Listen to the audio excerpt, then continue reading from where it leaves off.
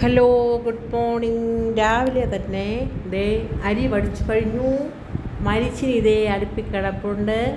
അങ്ങനെ കുഞ്ഞു കുഞ്ഞു വിശേഷങ്ങളുമായി ദാ കുഞ്ഞമ്മ വന്നിട്ടുണ്ടേ. ഒരു 4 ചാള ഇവിടെ ഇരിപ്പുണ്ടായിരുന്നു കേട്ടോ, ചെറിയ ചാള. അപ്പോൾ അതിനെ അങ്ങ് കുറച്ച് ഉപ്പും മുളക് പൊടിയൊക്കെ പുരട്ടി അങ്ങ് വയ്ക്കാം ഇല്ലേ. ഇന്ന് മീനൊന്നും കിട്ടിയില്ല കേട്ടോ. അതുകൊണ്ട് ഞാൻ അങ്ങനെ വിഷമിച്ച് നിൽക്കുകയാണ്. ചാളയിൽ നിന്ന് തൊലിയൊന്നും വേണ്ട എന്ന് ഞാൻ തീരുമാനിച്ചു കഴിഞ്ഞു. അതുകൊണ്ട് വേറെ എന്തെങ്കിലും മീൻ കിട്ടുമെങ്കിൽ ഒന്ന് വാങ്ങണം. അതിന് വേണ്ടി ഞാനൊന്ന് ശ്രമിക്കാൻ പോവുകയാണ് കേട്ടോ. അപ്പം കുറച്ച് പരിപാടികളൊക്കെ കഴിഞ്ഞ ശേഷം ഒന്ന് ഓടിപ്പോയി പാലൊക്കെ എടുത്തിട്ട് വരാം. അത് കഴിഞ്ഞിട്ട് മീനിൻ്റെ കാര്യത്തിൽ നമുക്കൊരു തീരുമാനം എടുക്കണം.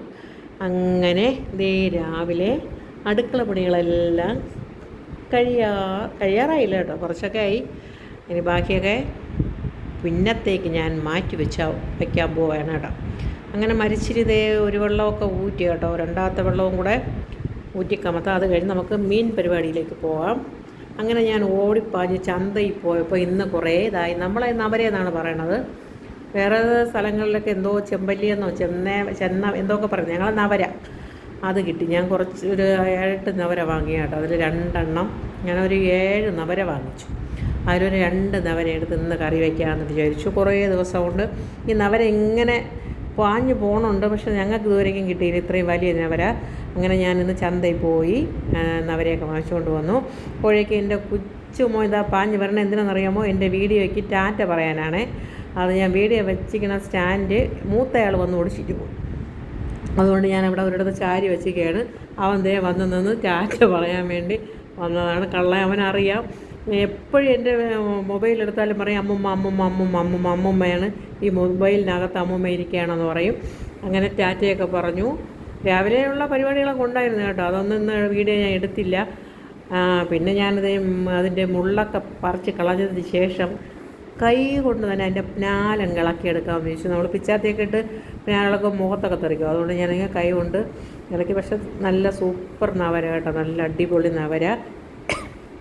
ഇനി ഒരു ദിവസം വാള, അതായത് നിങ്ങൾ പല നാടുകളിലും പല പേരിൽ പാമ്പാട, ഈ സമയമൊക്കെ ഈ മീനിൻ്റെയൊക്കെ സമയമില്ലേ. അപ്പോൾ ഇനി വാള വാങ്ങാൻ വേണ്ടി ഒരു ദിവസം ചന്തയിൽ പോകണം.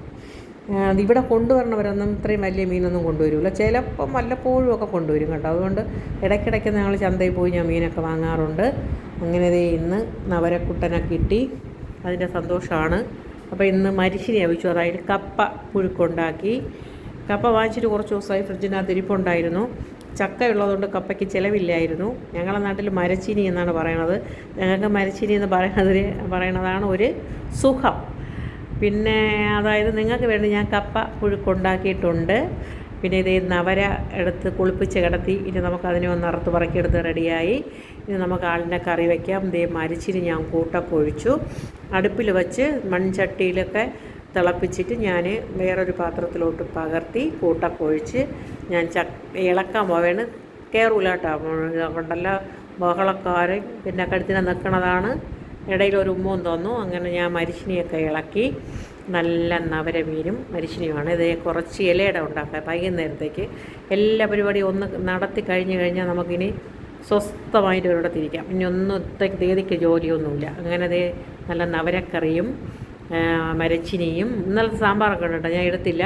പിന്നെ നേരത്തെ പറഞ്ഞില്ല ചാളയുമായിട്ട് ഇതാ കഴിക്കാൻ പോവേണ്ടി. സൂപ്പർ ടേസ്റ്റായിരുന്നു, അടിപൊളിയായിരുന്നു. ഞാൻ കുറച്ച് ദിവസം കൊണ്ട് നവര എന്ന് പറഞ്ഞുകൊണ്ട് നടന്ന് കിട്ടിയതാണ്. എല്ലാവർക്കും സുഖമാണെന്ന് വിശ്വസിക്കുന്നു. എല്ലാവർക്കും ഗുഡ് മോർണിംഗ്. Thank you.